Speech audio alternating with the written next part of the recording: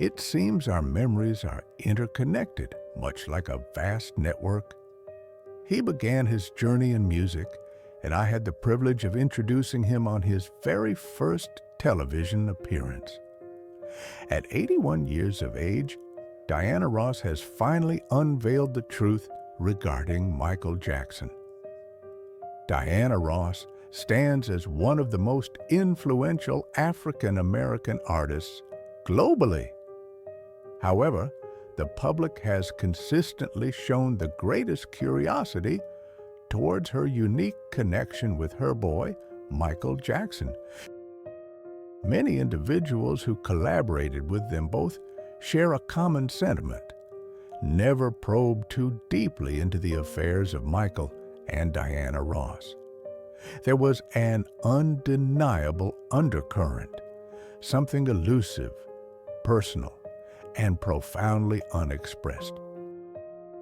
Now, at the venerable age of 81, Diana Ross has commenced the disclosure of the realities behind their bond, encompassing her perspective on Michael's youthful impulsivity, the veiled meanings within his lyrics, the profound sorrow that afflicted him most deeply, and the secret of the sanctuary he meticulously created and maintained for years.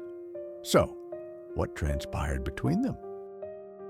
And what was it that Michael felt compelled to pursue, regardless of any obstacle, before his departure from this world? The initial encounter between Michael Jackson and Diana Ross took place one evening in 1968 at an event hosted by Motown.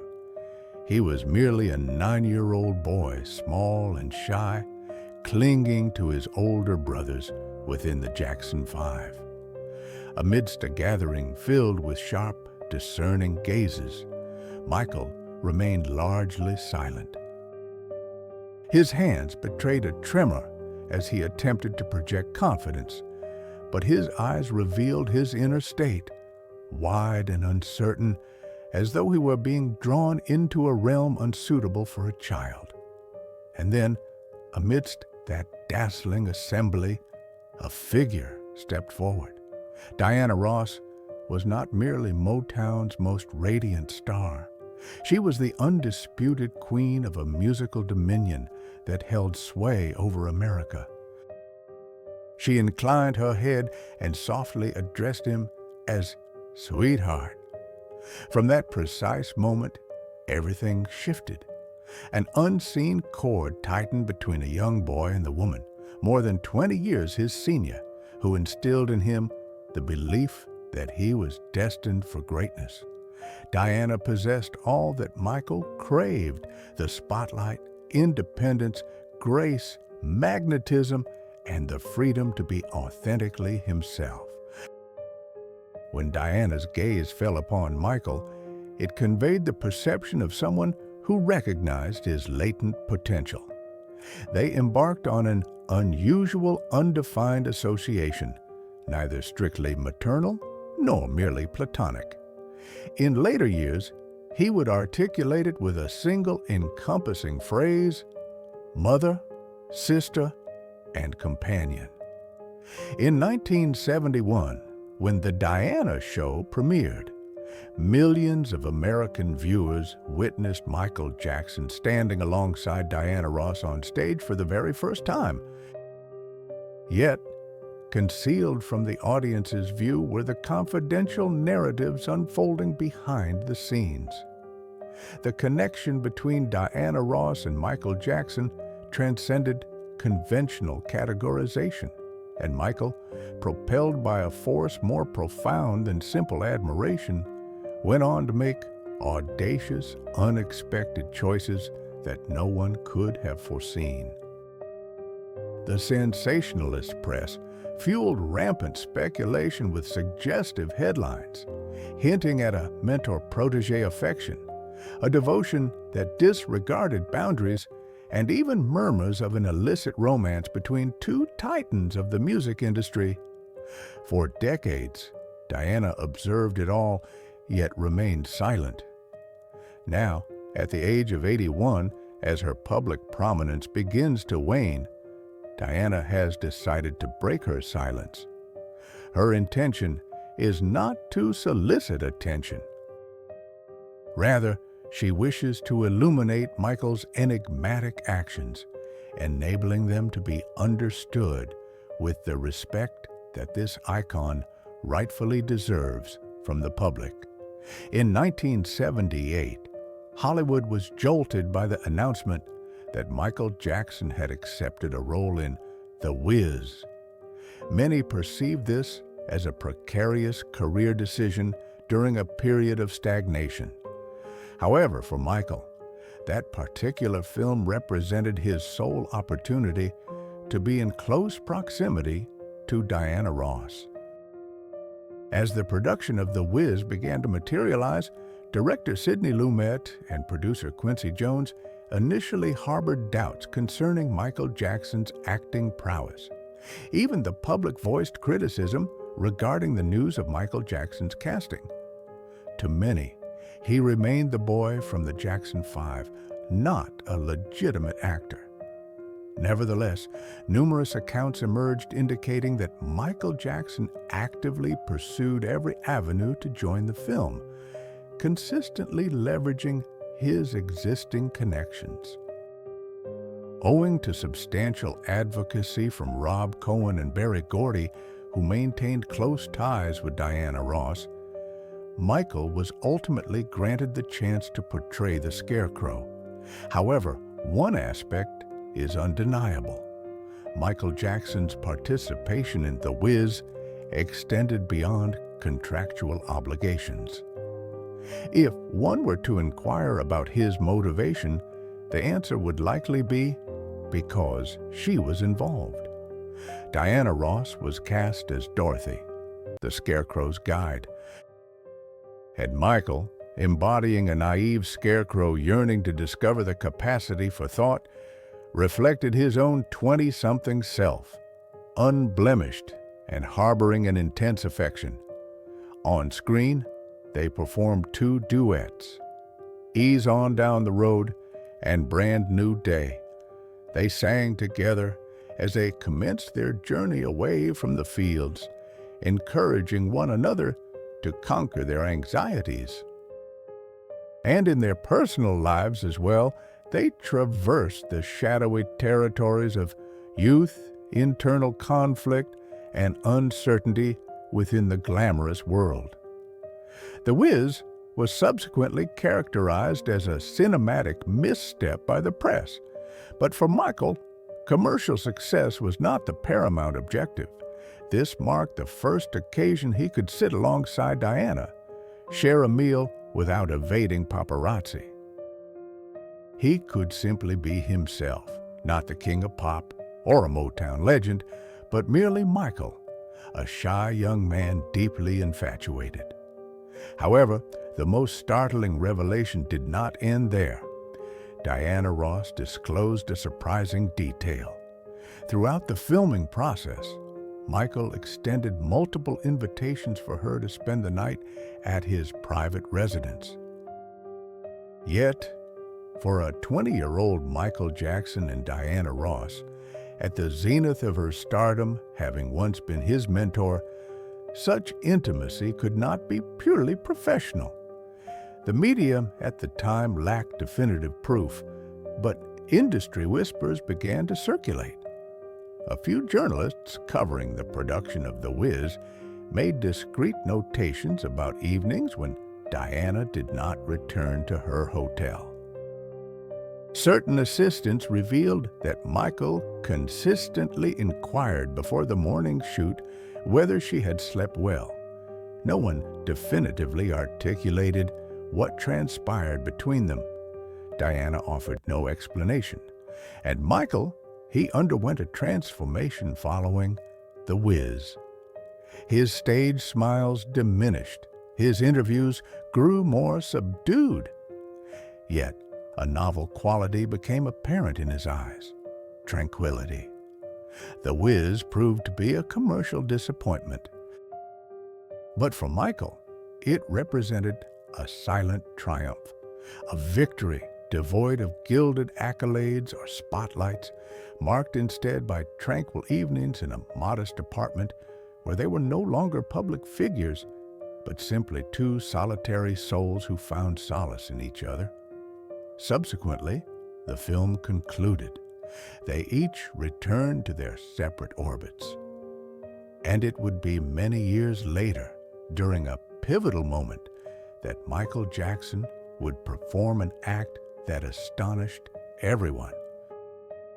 Michael Jackson once removed his public facade during an Ebony interview, making a startling declaration to the press.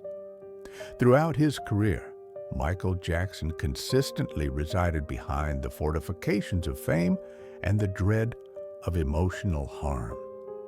But in an exceptionally rare interview with Ebony magazine, he did something entirely unexpected.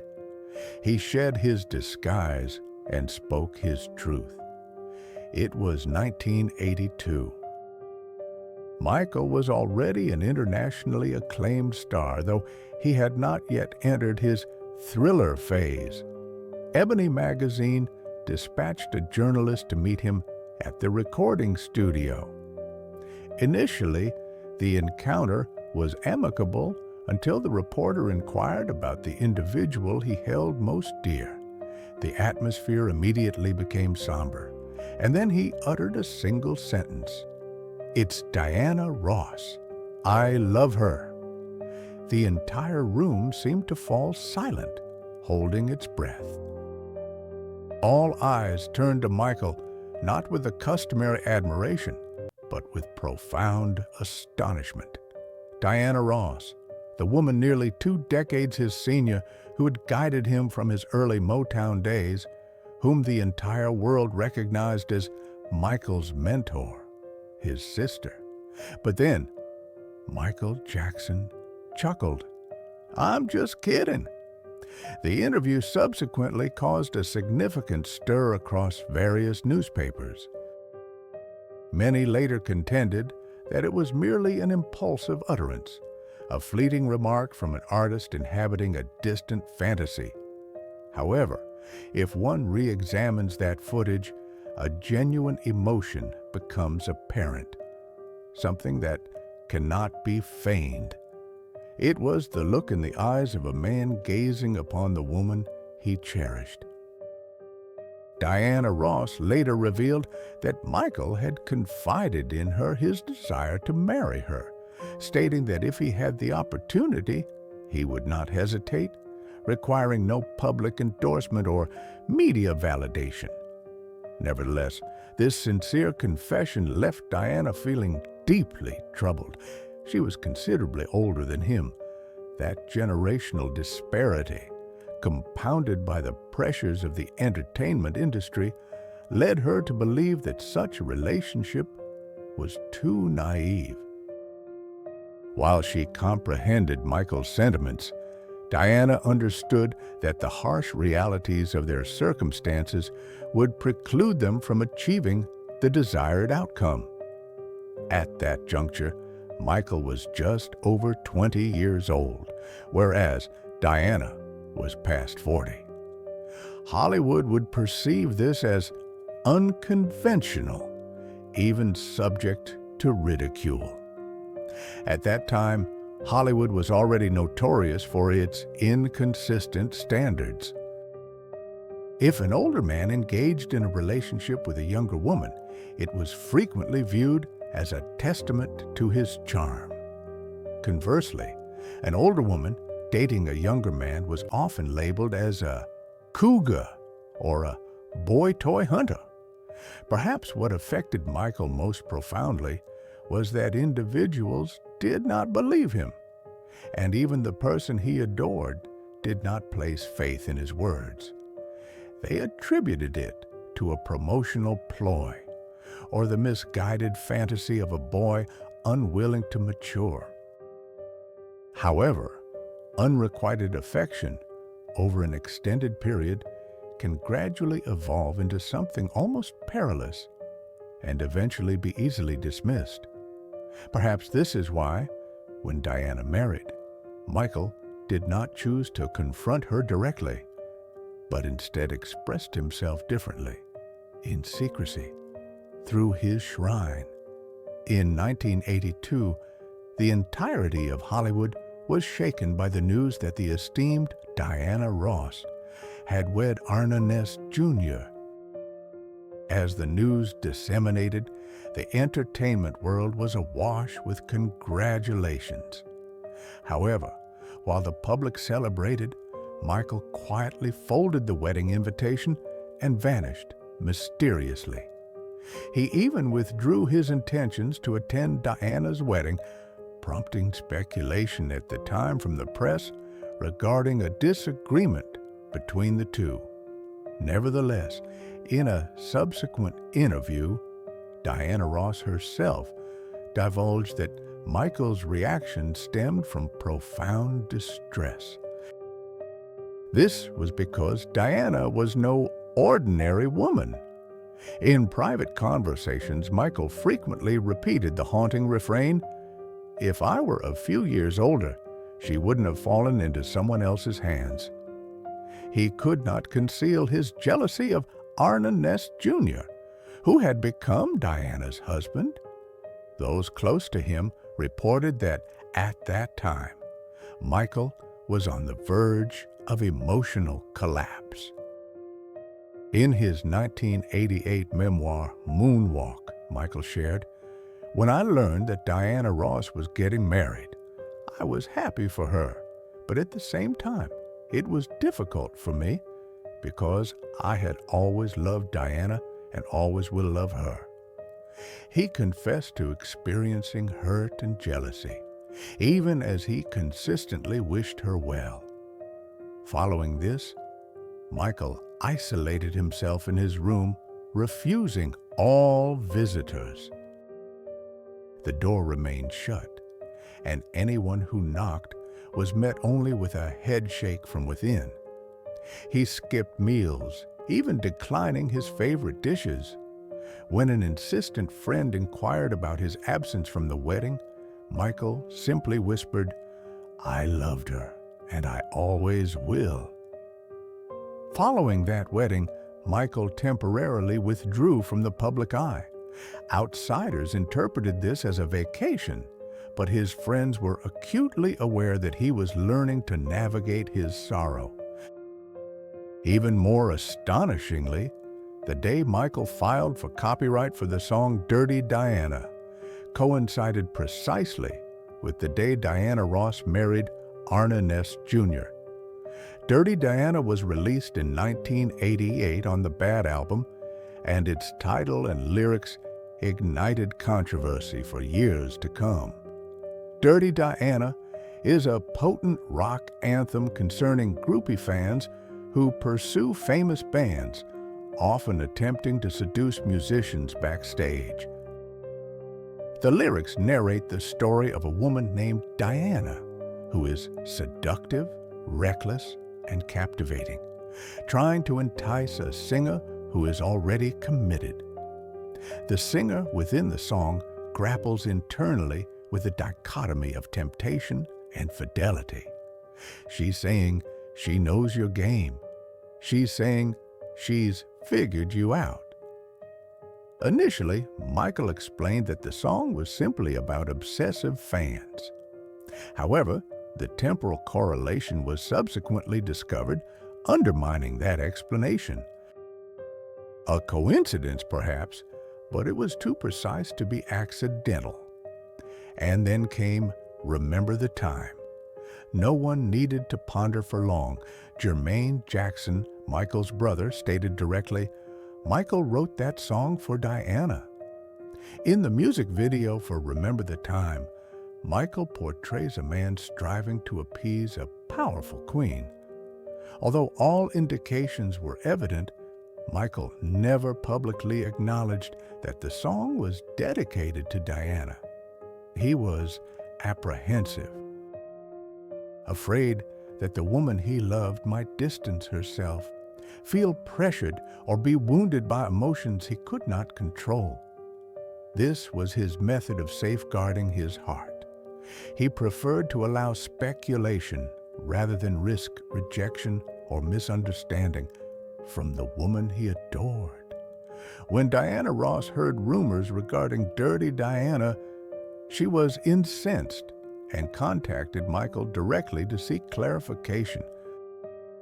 Following his explanation, she laughed and remarked, "So, you weren't speaking ill of me? Good." Michael removed Dirty Diana from his performance repertoire on the night she attended his concert as a gesture of respect. His affection for Diana was so profound that he was prepared to do anything she desired, prioritizing her feelings and comfort above all else, even the success of a hit song. Although Michael consistently endeavored to conceal it, at subsequent events such as the World Music Awards or when Diana sat on his lap on the VMA stage, close observers noted his increased shyness, nervousness, and awkwardness in Diana's presence. His gaze and demeanor at these times clearly conveyed regret, longing, and sorrow. But Michael's devotion to this woman escalated into an obsession. In 1986, a startling revelation concerning Michael Jackson came to light. While touring his home, acquaintances like Clay were escorted to a room adjacent to Michael's bedroom, which they referred to as the Diana Ross Shrine. The room featured a curved ceiling and white brick walls reminiscent of a wine cellar, but instead of wine, every available surface was adorned with photographs of Diana Ross, ranging from her early days with the Supremes to more recent images. On shelves, tables, and the floor, hundreds of candles burned 24 hours a day, 7 days a week, as Michael explained, to honor his friend. And when information about this room surfaced through audio recordings of private conversations between Michael and a close confidant named Glenda in the early 1990s, the press was thrown into turmoil. They were horrified and even speculated about potential psychological issues. Some prominent newspapers openly theorized about Michael's unhealthy fixation, emphasizing the fact that Diana Ross was still alive. Why then maintain a shrine as if she had passed away? Terms such as eccentric, unsettling, or disordered began to appear with increasing frequency in public discourse. This action was incomprehensible and disturbing, particularly as it defied normal social conventions. However, for Michael, that space was not indicative of madness, but rather the tangible manifestation of unreciprocated affection. In private discussions, Michael once admitted, "It was unrequited love. Our relationship existed solely within my mind." He established this private sanctuary to contain and venerate the feelings he was unable to fully articulate or receive from Diana. It served as a place where he could coexist with his most profound emotions, a private realm where his love for Diana was absolute and unjudged. Notably, to this day, there has been no statement from Diana Ross expressing disgust or indignation regarding the rumors about that room. On the contrary, when referring to Michael, Diana once spoke affectionately, stating, "We truly loved each other. He was like one of my children." She further affirmed, "You see, we truly loved each other. He was like a spiritual child." This suggests that Diana clearly grasped the nature of their connection, and perhaps she also understood the underlying pain of Michael's ostensibly peculiar actions and felt sympathy for it. And so, Michael Jackson passed away amidst a flurry of dry legal clauses and countless vast financial holdings. A surprising name emerged, causing everyone to pause: Diana Ross. Michael explicitly stated in his will that should his mother, Katherine Jackson, be unable or unwilling to care for his 3 children, the sole individual to assume that responsibility would be Diana. Not a sister, not a close friend, not anyone else within the extended Jackson family, but Diana, the woman he had once referred to as mother, sister, and lover, all in one. This decision held immense significance. Consider the gravity of selecting someone to entrust with the future of your children in the most dire circumstances. It is not merely a routine legal formality.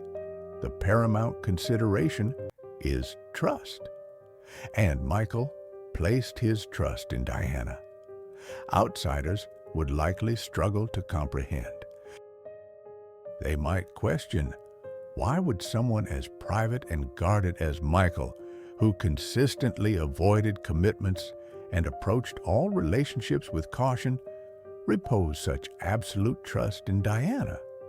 However, in reality, that trust did not stem from romantic entanglement or eternal pledges. It originated from simple gestures, such as inscribing someone's name in one's will, signifying their status as close family. It was a silent declaration, I trust you more than anyone else. Michael Jackson's passing left behind a multitude of unresolved questions. But within that will, one answer became unequivocally clear. The inclusion of Diana Ross's name in the appropriate capacity carried an irreplaceable significance. But love is not solely expressed through the choices of one party. Michael placed his complete confidence in her. So, what about her perspective?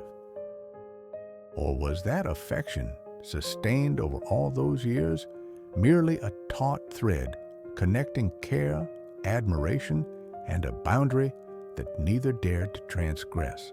Did Diana love Michael Jackson? Diana, at 81 years of age, now largely remains outside the public spotlight. However, recently, she has begun to share her thoughts, seeking to unburden herself of something that has weighed heavily on her heart for nearly half a century. Michael loved me? He loved me in a way that is difficult to define, she stated, emphasizing that it was not a fleeting emotion, not a temporary infatuation. It was genuine love. Mother, sister, and lover, she sighed. Those were not empty words. I heard him say that from our very first meeting, and he never wavered. For decades, she refrained from confirming this. People concocted stories and engaged in speculation, but she maintained a sufficient distance to avoid causing Michael pain and not enough to cross a significant boundary. She clearly understood her position in his eyes, an icon, a revered figure, an integral part of that young heart. She recalled seeing the eyes of that boy from Detroit. She witnessed that affection grow and mature with him, from his earliest songs until he became the man the world recognized as the king.